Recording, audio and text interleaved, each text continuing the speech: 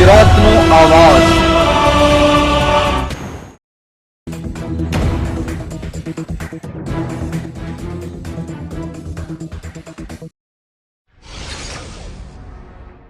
મહીસાગર જિલ્લામાં અજીબો ગરીબ કિસ્સો સામે આવ્યો।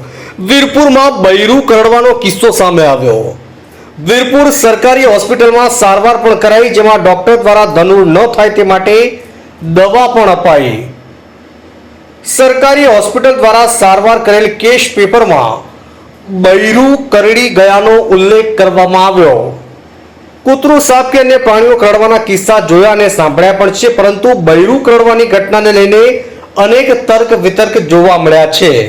વીરપુરમાં બૈરું કરડવાની ઘટનાએ ચારે ને ચોટે ચર્ચા થતી જોવા મળી છે। જો કે સમગ્ર ઘટનામાં સત્ય શું છે તપાસનો વિષય બની ગયો છે। સંતરામપુરથી અલ્પેશ ત્રિવેદીનો રિપોર્ટ।